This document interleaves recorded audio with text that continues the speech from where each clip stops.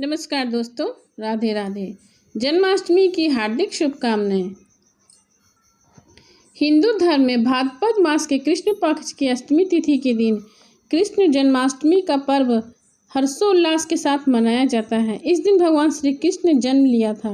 भगवान श्री कृष्ण का जन्म मथुरा के कारागार में वासुदेव देव की पत्नी देवकी के गर्भ से हुआ था। द्वापर युग में भाद्रपद कृष्ण की अष्टमी तिथि की आधी रात को मथुरा के कारागार में वासुदेव की पत्नी देवकी के गर्भ से भगवान श्री कृष्ण ने जन्म लिया था।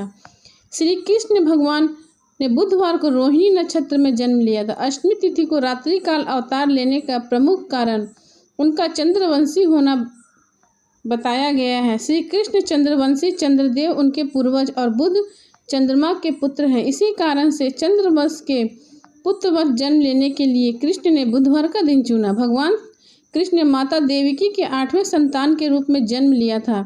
कृष्ण जी का जन्म मथुरा के मामा कंस के कारागार में हुआ। माता देवकी राजा कंस की बहन थी, इसलिए भाद्रपद कृष्ण अष्टमी की तिथि भगवान श्री कृष्ण का जन्म उत्सव मनाया जाता है। कंस को पता था कि उसकी मृत्यु श्री कृष्ण के हाथों होने वाली है। कंस को सत्ता का लालच था। उसने अपने पिता राजा उग्रसेन की राजगद्दी छीनकर उन्हें जेल में बंद कर दिया और स्वयं को मथुरा का राजा घोषित कर दिया। राजा कंस अपनी बहन देवकी से बहुत प्रेम करता था।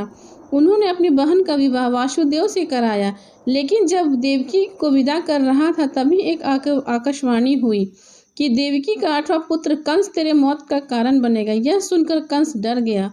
उसने तुरंत अपनी बहन और उनके पति वासुदेव को जेल में बंदी बना लिया। उनके आसपास सैनिकों की कड़ी पहरेदारी लगा दी। कंस अपनी मौत के डर से देवकी और वासुदेव के 7 संतानों को मार चुका था।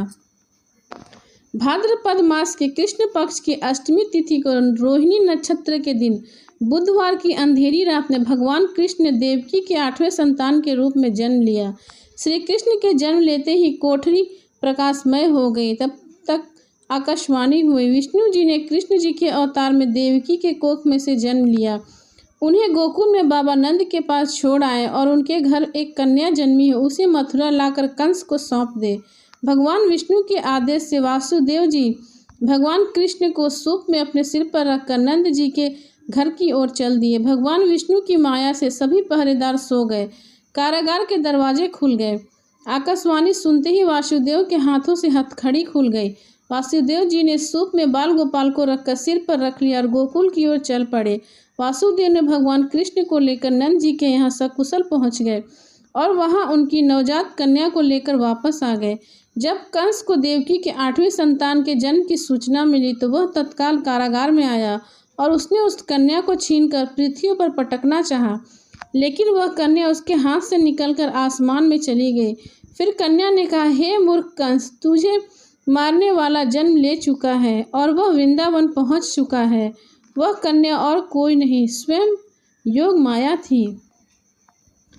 बाबा नंद और उनकी पत्नी माँ यशोदा ने श्री कृष्ण जी का लालन पालन किया।